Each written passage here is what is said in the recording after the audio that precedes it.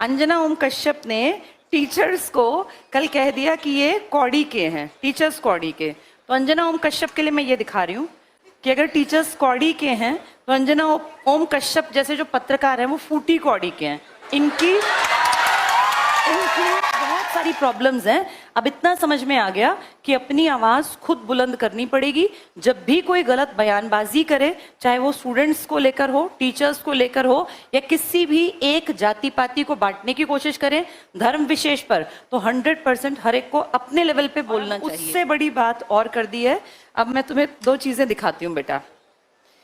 देखो, ये एक चीज है, तुम्हें थोड़ी दिखाई दे रही है, ये एक बीच में गोल सी एक चीज, इसके अंदर देखो, ये दिख रहा है। ये सीपी नहीं होते हैं बेटा, सीप जो होते हैं समुद्र में, कभी अगर तुमने देखा हो सीप मिलता है। इसको ना पहले एक इकाई थी बेटा, ये पैसा तो था नहीं, रुपए थे नहीं उस टाइम पर, ये कौड़ी कहलाती थी, कौड़ी। तो ये कौड़ी है। और अब इसको देखो जरा, इसके बीच में तुम्हें एक छेद दिखाई दे रहा है, ये है फूटी कौड़ी। अंजना ओम कश्यप ने टीचर्स को कल कह दिया कि ये कौड़ी के हैं, टीचर्स कौड़ी के।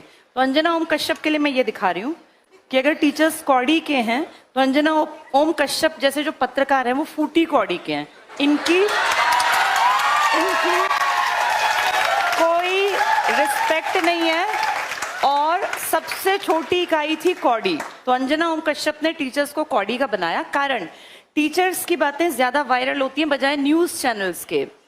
और क्या कहा उन्होंने कि टीचर्स वैसे ही आ जाते हैं, कुछ भी बोल देते हैं। तो बेटा मैं तुम्हें बता दूं, अगर कोई टीचर आके किसी सोशल मीडिया के प्लेटफॉर्म पे बोलता है, मैं एक टीचर हूं, मैं 100% श्योर हूं कोई टीचर बिना किसी भी जानकारी के एकदम आके नहीं बोलता। अगर मैं ये कौड़ी और फूटी कौड़ी लेकर आई हूं ना, तो मैंने देखा कि जब ये रैंकिंग की रिपोर्ट आई तब मीडिया ने क्या किया। मीडिया तो कहीं नहीं आया सामने, हमारे प्राइम टाइम की खबरें बन जाती हैं, झालमुड़ी में खुशबू कैसी है, कौन सा तेल है, 10 रुपए की है। और मैं देख रही थी अंजना ओम कश्यप के कारनामों में, तो उन्होंने बांग्लादेश के एक भैंसे की तुलना डोनाल्ड ट्रंप से की थी कि वो भैंसा, उस भैंसे को डोनाल्ड ट्रंप नाम दिया गया, इसलिए किसी ने उसको खरीद लिया ताकि उसको काटा ना जाए। क्या लेवल है हमारी पत्रकारिता का। और अंजना ओम कश्यप ना सबसे हाईली पेड इनमें आती हैं, जो ये होते हैं क्या बोलते हैं इनको, जर्नलिस्ट। कितनी बड़ी नेगेटिव एक खबर बनी थी जब व्लादिमीर पुतिन सामने बैठे थे और दो ये महिलाएं, हमारी सो कॉल्ड सबसे बड़ी पत्रकार, जो इनकी बॉडी लैंग्वेज थी, जिस तरीके से ये बैठी थी, बोलना नहीं चाहिए लेकिन वो बेहद नेगेटिव, उसको सुन लेना, देख लेना। ये कहा गया था कि कम से कम जब सामने इतने बड़े पद का आदमी बैठा हो, दुनिया में रशिया कितनी बड़ी कंट्री है, और उसके सामने जब तुम बैठी हो, उसकी पोजीशन देखो बैठने की और अपना तरीका देखो। ये कोई नॉर्मल लीडर नहीं था कि मुंह उठा के उसके सामने बैठ गई हैं, जिनको बैठने तक की इतनी समझ नहीं है कि वर्ल्ड लेवल के लीडर के सामने बैठा कैसे जाता है। वो कंपेयर कर रही हैं कि टीचर्स की जो औकात है वो कौड़ी की है और टीचर्स कुछ भी बोल देते हैं, और कह रही हैं शिक्षक और टीचर में अंतर होता है। फिर कह रही हैं कि स्कूल कॉलेज में बच्चे नहीं जाते, वो कहते हैं कोचिंग की तरफ चलो। तो भाई तुम स्कूलों में जो कमियां हैं उन पे काम क्यों नहीं करवाते। सरकार तुम्हारी अगर सुनती है, क्या हम सब नहीं जानते स्कूलों में टीचर्स की भर्ती नहीं होती। कितने स्कूल्स हैं जो 10वीं के बाद साइंस स्ट्रीम पढ़ाते ही नहीं है। गाँव का कोई लड़का लड़की पढ़ना भी चाहे ना तो वहाँ स्ट्रीम ही नहीं है, उसके लिए शहर जाना पड़ेगा, इतना किराया कौन देगा। बेटियों की सेफ्टी सिक्योरिटी भी तो मैटर करती है। वो न्यूज कभी नहीं बनेगी। ये न्यूज बनेगी कि झालमुड़ी में सरसों के तेल की भीनी खुशबू आती है और मेलोडी कितनी चॉकलेटी है, 1983 में बननी स्टार्ट हुई। ये हमारा स्तर है बेटा। इसलिए अंजना ओम कश्यप जैसे लोगों को डिग्रेड होके उन्होंने देश का भी बंटाधार कर दिया। और मुझे ऐसा लगता है कि जब मेन मीडिया अपना काम छोड़ दे तब टीचर्स और स्टूडेंट्स, क्योंकि बेटा ताकत है टीचर्स और स्टूडेंट्स। जब स्टूडेंट्स को उन्होंने ये कहा बेरोजगारों को कि ये कॉकरोच हैं, तो देखो सब टीचर्स ने इसके खिलाफ आवाज उठाई और कितनी जल्दी ये न्यूज वायरल हो गई, कितनी मिलियंस में। इतनी बातें इन मीडिया वालों की नहीं चलती जितनी अब स्टूडेंट्स अगर चाहें तो टीचर्स को। और तुम्हें क्या लगता है बच्चे पागल हैं? जैसे मीडिया सोचती है बच्चे पागल हैं, कोई पागल नहीं है बेटा। आज के टाइम में हर चीज के ऑप्शंस अवेलेबल हैं, अगर किसी में दम है तो वो चलेगा। अब क्योंकि इस पीढ़ी के टीचर्स दमदार हैं, उनके बात करने का तरीका ऐसा है कि बच्चों तक वो बात पहुंचती है, वो कहीं ना कहीं किसी के दिल पे लगती है, वो आम आदमी के मन को छूती है, तो वो ज्यादा देखते हैं। ज्यादा वायरल का मतलब होता है शेयरिंग ज्यादा, तभी तो चीजें वायरल होती हैं। किसी को अगर वो बातें अच्छी लग रही हैं तो उनको ये बात बुरी लगने लग गई कि टीचर्स आजकल करते क्या है कि बस अपना पैसा छाप रहे हैं। और टीचर्स उनको वो अच्छे लगते थे जो टूटी साइकिल पे चलते थे। जब टीचर्स पैसा कमाने लग गए, हक की बात करने लग गए, बराबरी की बात करने लग गए, या बच्चों के मुद्दों को सीजेआई की गलती भी पकड़ने लग गए, तो टीचर्स खराब हो गए। तो ये हमें देखना पड़ेगा हमको, जो हम टीचर्स और स्टूडेंट्स हैं, कि अब जब राजनीति अपने सबसे खराब एक उस पर आ गई है ना कि भाई कुछ भी हो रहा है, किसी को फर्क ही नहीं पड़ रहा। पेपर लीक हुआ एक बार तो क्या संभल नहीं जाना चाहिए? बार बार गलती, बार बार गलती। 12वीं के उस बच्चे ने अपना पेपर रीचेकिंग के लिए भेजा तो उसमें गलती।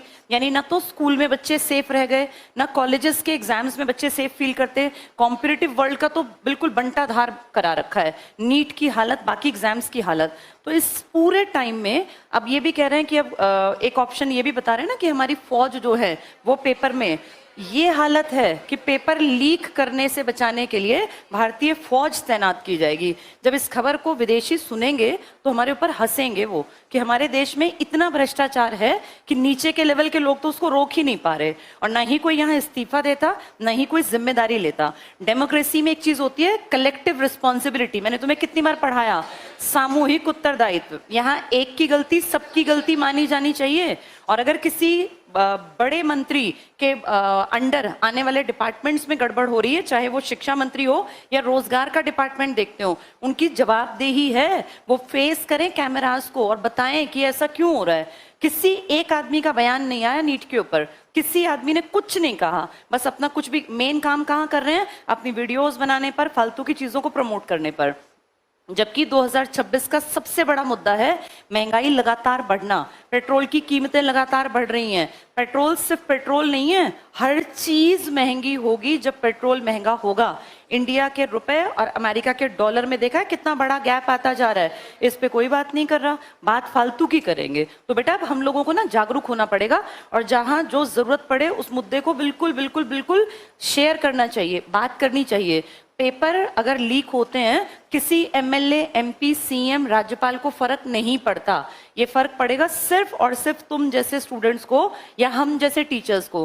पेपर लीक होना नेगेटिव है, क्योंकि इससे सही मेहनत करने वाला बच्चा अपनी पोजीशन को कभी हासिल ही नहीं कर पाएगा। और हम नॉर्मल लोगों को, या मैं अपने आप को देखूं, मुझे भी ऐसा दिखता था कि भाई अगर हमारे पास बहुत अच्छी कमाई नहीं है, पैसा नहीं है, बहुत स्ट्रॉन्ग बैकग्राउंड नहीं है, तो हम मेहनत करके पैसा कमाएं और अपने बैकग्राउंड को ठीक कर ले। ये हमारे टाइम में भी था, तुम्हारे टाइम में भी है। आज मैं 43 इयर्स प्लस है मेरी एज।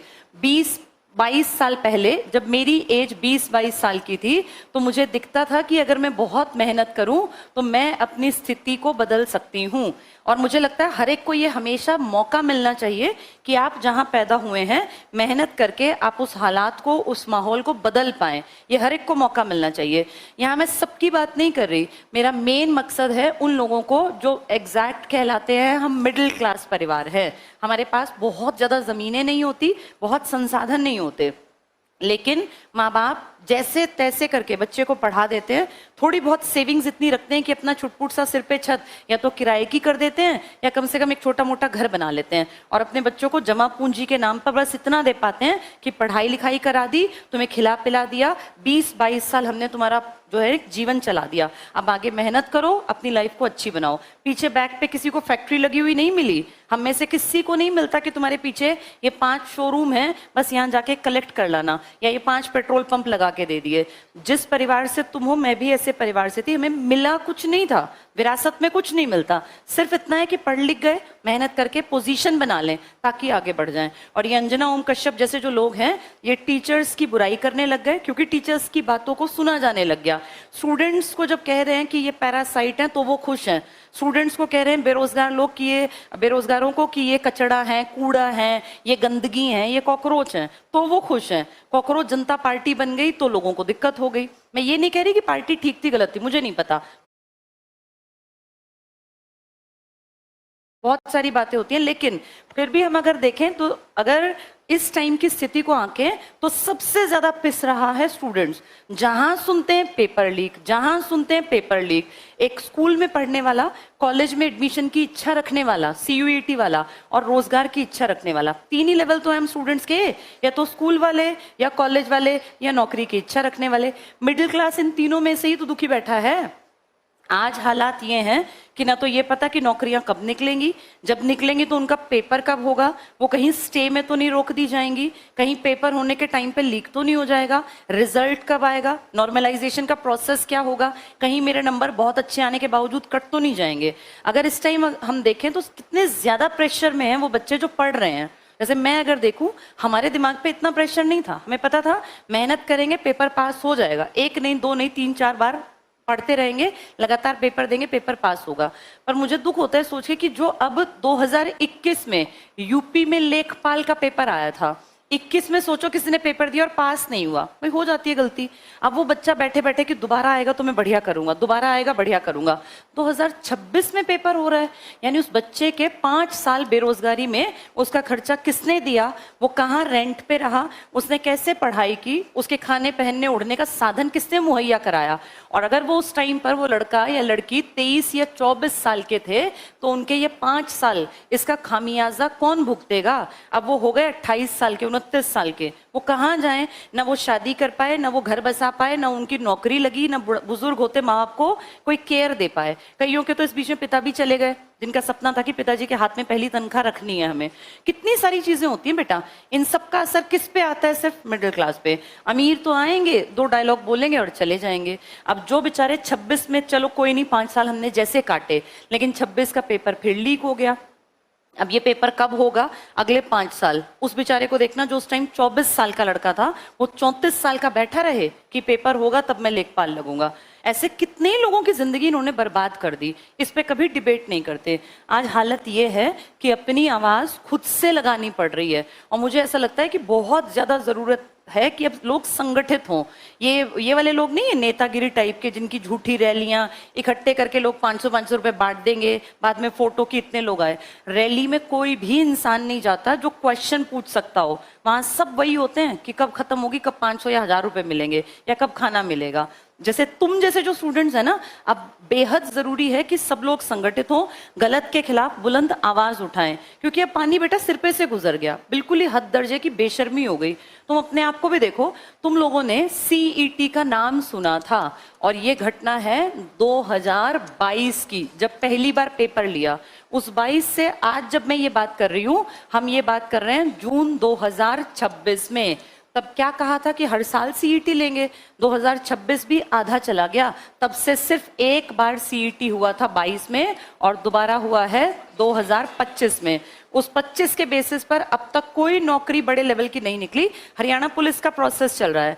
जैसे कितने डिपार्टमेंट हैं जो खाली पड़े हैं, क्लर्क की नौकरियां, ग्राम सचिव की, खाली पड़ा है सब कुछ, लेकिन निकालनी नहीं है। क्यों, किस चीज का वेट करते हैं कि जब इलेक्शन आएगा ना तब निकाल देंगे 30, 35, 40 हजार इकट्ठी।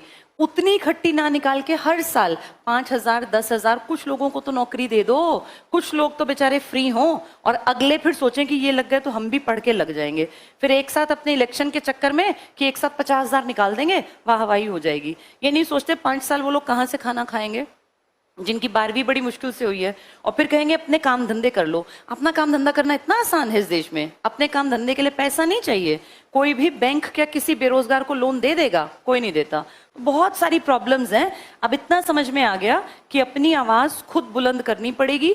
जब भी कोई गलत बयानबाजी करे, चाहे वो स्टूडेंट्स को लेकर हो, टीचर्स को लेकर हो, या किसी भी एक जाति पाति को बांटने की कोशिश करें धर्म विशेष पर, तो 100% हर एक को अपने लेवल पे बोलना चाहिए। ये डेमोक्रेटिक कंट्री है, यहाँ हमारा काम करना तो था विपक्ष को, लेकिन दुख की बात है कि हमारा विपक्ष बैठे तो हैं विपक्ष में, लेकिन उतने दमदार तरीके से बात नहीं रख पाते। अदरवाइज ये मुद्दे इतने बढ़ते नहीं जाते। विपक्ष इतना दमदार होना चाहिए कि आम आदमी को बोलना ही ना पड़े, हमें खुद बोलना पड़ता है, जबकि हमारी बात उनको बोलनी चाहिए और दम लगा के बोलनी चाहिए। अब देखते हैं कब विपक्ष जागेगा, कब ये बात वहां संसद में गूंजेगी, कब ये विधानसभाओं में गूंजेगी। अब प्रॉब्लम ये है, तब तक हम वेट करते रहें या अपनी बातों को अपने प्लेटफॉर्म से बोलते रहें। तो जहां जो बैठा है, जिस लेवल पे, अगर तुम्हें लगता है गलत है, कोई भी पार्टी गलत करे, चाहे बीजेपी हो, कांग्रेस हो या अदर पार्टी, हमेशा अपनी आवाज उठानी चाहिए, तभी तो जीवित कहलाएंगे बेटा। अब हम उतने अनपढ़ नहीं है कि जो सरकार ने कह दिया मान लेंगे। अगर सरकार प्रेजेंट में गलत कर रही है तो भी बोलेंगे, विपक्ष गलत कर रहा है तो भी बोलेंगे। हमें न्यूट्रल रहना है। हमें मतलब है टाइम पे नौकरियां निकले, पेपर बिल्कुल इससे हो कि गड़बड़ ना हो, लीक ना हो, सही टाइम पर रिजल्ट आए, कैलेंडर जारी किया जाए, किसी भी लेवल के एग्जाम में घपलेबाजी भ्रष्टाचार ना हो, ये हमारे मुद्दे हैं। उसको चाहे बीजेपी सुने, चाहे कोई लोकल पार्टी सुने, चाहे कांग्रेस। और जब भी कोई बड़े पद पर बैठा व्यक्ति गलत करे तो उसको कम से कम बोला जाए। एक बुलंद आवाज का फर्क पड़ता है। जब वो देखते हैं ना मिलियंस में लोग देख रहे हैं इन बातों को हमारे खिलाफ, तो उन्हें लगता है कि हमें थोड़ा सा सुधरना पड़ेगा। लेकिन दुख की बात यह है कि नीट पे इतनी आवाजें आई, इतनी आवाजें, फिर दोबारा से पेपर लीक हो गया। इसका मतलब तो बिल्कुल ही शर्म बेच ही खाई है, कोई शर्म लिहाज बची ही नहीं है। चलो हम क्या कर सकते हैं, टाइम टू टाइम अपनी आवाज को कोशिश करें सुनी जाए, पर बेटा पढ़ाई साथ साथ जारी रखना।